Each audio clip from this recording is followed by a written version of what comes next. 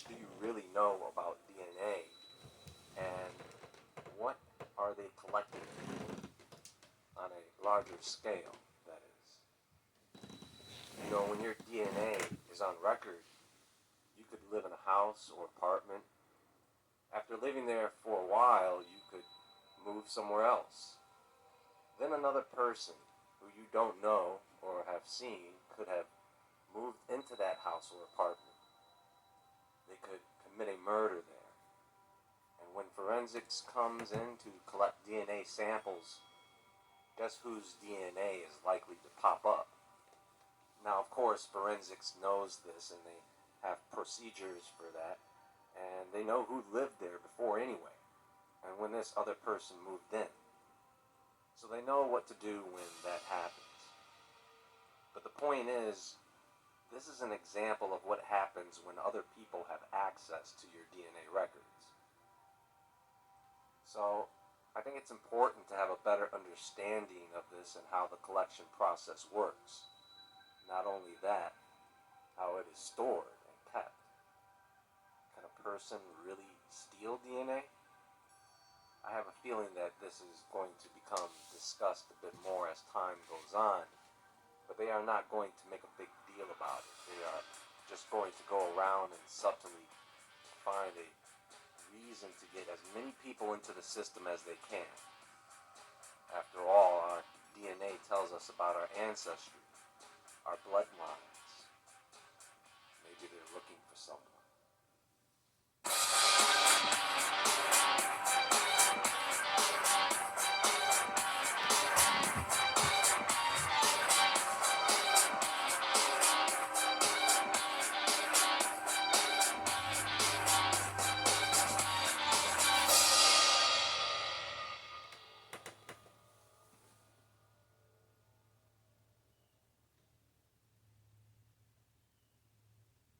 Here's one thing you need to do before buying anything online. Don't spend another dime on Amazon until you watch this first. Watch this. I can show you how to get the sweetest deals online when you shop from major retailers.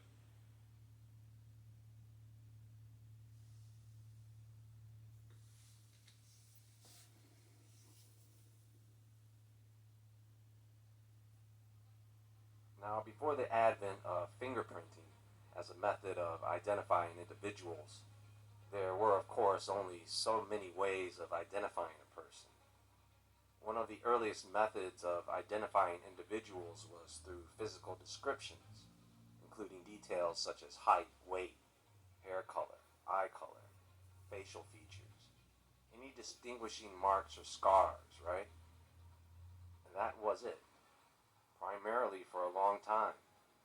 Sometimes you had to get another person who knew them to confirm their identity. Then came the use of photographs, especially in the context of mugshots, and that became a common method for identifying attractive criminals. Then there was something called anthropometry, which was developed by the French police officer Alphonse Bertillon in the late 19th century. Anthropometry involved a system of precise body measurements to create a unique identification record for each individual. Then there came dental records, which were sometimes used to identify individuals, particularly in cases where the bodies were unidentifiable or in forensic investigations. The dental records could provide valuable information, especially in cases where the deceased individuals had undergone dental work or had unique dental characteristics, so they could access those records. And then up into today, we have personal identification documents, passports, identification cards, birth certificates. But these documents were not always foolproof, and identity fraud could still occur, right? So fingerprinting has a history that dates back thousands of years. The ancient Babylonians and Chinese used fingerprints on clay tablets for business transactions. And it is believed that they also recognized the uniqueness of fingerprints for identification purposes. But the systematic use of fingerprints as a method of criminal identification began much later. Now, the modern system of fingerprint identification was first introduced by Sir William Herschel, a British administrator in India in the 19th century. In the 1850s, he started using fingerprints on contracts to prevent fraud, realizing that the uniqueness of each person's fingerprints could serve as a reliable means of identification. He was the first to use fingerprints as a form of identification in official documentation.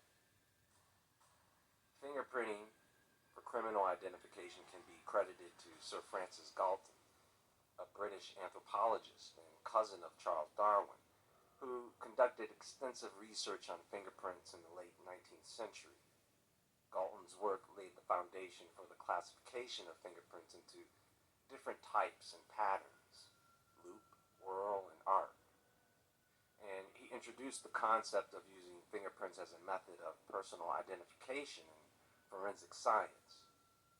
He proposed the use of fingerprints for criminal identification and developed a system of categorization based on patterns, which later became known as the Henry classification system. Meanwhile, in 1892, Juan Vucetich, an Argentine police official, made the first criminal fingerprint identification. He successfully used fingerprints to solve a murder case, cementing the practical application of fingerprints in forensic investigations. This breakthrough highlighted the significance of fingerprints as a unique and reliable method of identifying individuals and distinguishing them from others. Since then, advancements in technology have led to the development of more sophisticated fingerprinting techniques, including automated fingerprint identification systems, AFIS, and live scan fingerprinting, which have significantly improved the efficiency and accuracy of fingerprint identification in various fields, including law enforcement, immigration, and border security. Today, fingerprinting remains one of the most widely used biometric identifiers, serving as a fundamental tool in criminal investigations and personal identification worldwide. But folks, what they don't tell you is that fingerprints are not that unique. They've told people for years, yeah, there are no two fingerprints alike, and that's never been proven.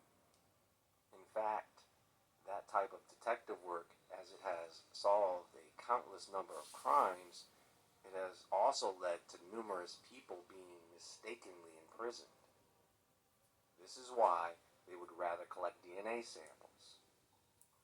The problem with DNA is it gets everywhere, and from a crime scene, they have to sort through it. You have the victim's DNA, you have the perpetrator's DNA, you have the cop's DNA, you have the cop's children's DNA, and the pet dog. So when it comes to DNA, they have to deal with contamination. I've been looking for a product like this my whole life. We were all putting it on, looking in the mirror, and we're like, oh my god, this is a freak. But it is still a better identifier than fingerprint. Now, with a better understanding of a little history on identifying individuals, I think it's important to now better understand how the DNA collection process works. For example, those of you who have had your DNA collected for ancestry tracing, what happens once they collect that sample up to the point where you get your results? Well, I'll try to keep it simple. When you use a swab to take a sample, you end up with what's called sample stuff, which generally refers to the biological material or sample that is collected from an individual for the purpose of DNA analysis. This could be blood, saliva, hair follicles, skin cells, or other bodily fluids or tissues that contain DNA. The crucial component of this sample stuff is the cheek cell, housing the DNA within its nucleus and mitochondria, enveloped by cytoplasm, various organelles, and other intricate structures. These components are shielded by a cell membrane, ensuring the safety of the DNA. The cheek cells are placed within a plastic vial containing liquid made from multiple elements, including preservatives to inhibit bacterial growth in the swab. It includes a lysis buffer, which causes the opening of the cell membrane, enabling the access to the DNA content within. So that gets sealed up and sent to the lab. By the way, when you sign paperwork to get your ancestry checked, each company has a privacy statement, and they tell you who they share your information with and what your rights are when it comes to sharing that data for research, law enforcement, etc. They do have an option to delete your data, information, and account once you use their services, but come on, nothing online is ever really deleted. So you've given up your sample, and they have your DNA. Let me tell you something, folks. Once they have your DNA, they never run out of it. I'll get to that in a moment. So they take the sample, whatever amount they receive, and they take half that sample and send it to get analyzed. And the other half, they put it in storage. And because of the lysis preservative, they can keep it at room temperature for years. So in the lab, an additive known as proteinase K is introduced. This is a chemical that aids in the breakdown of the proteins within the cell. It helps to isolate the DNA from the other sample stuff. After that, you can no longer keep the sample viable. You have to freeze it to at least negative 20 degrees below Fahrenheit. From that point on.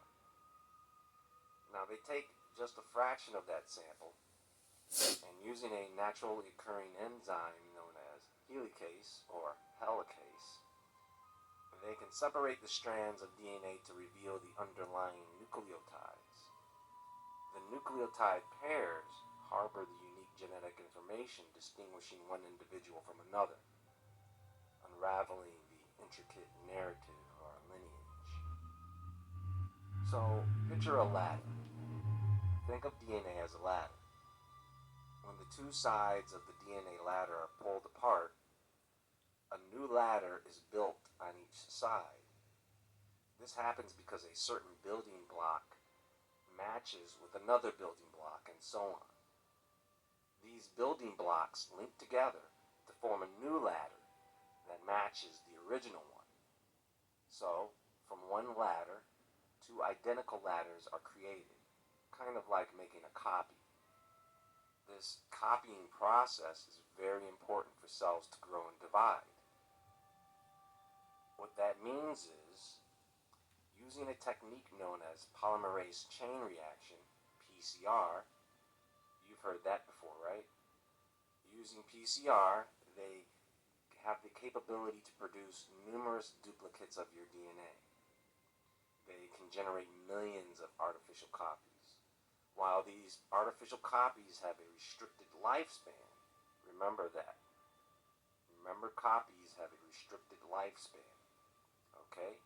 They can now study your DNA multiple times and still have some left over in cold storage. When they use the PCR, they also add a chemical that will make the nucleotides glow or fluoresce, so that when they shine a laser on it, the laser can emit a wavelength of light that will make the nucleotides fluoresce or glow, so that they stand out. Each nucleotide glows at a different wavelength.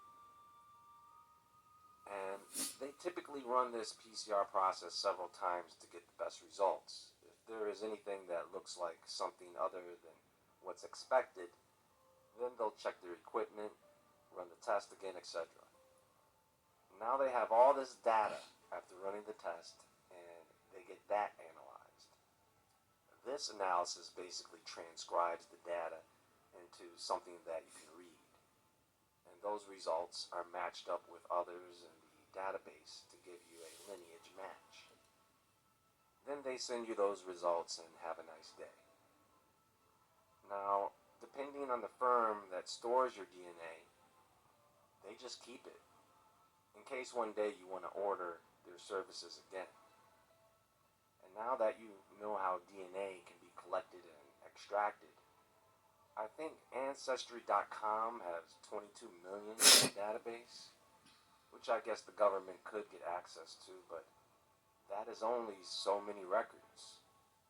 I remember not too long ago a bunch of people got their noses swabbed and sent in for PCR testing. How many do you think the government has now?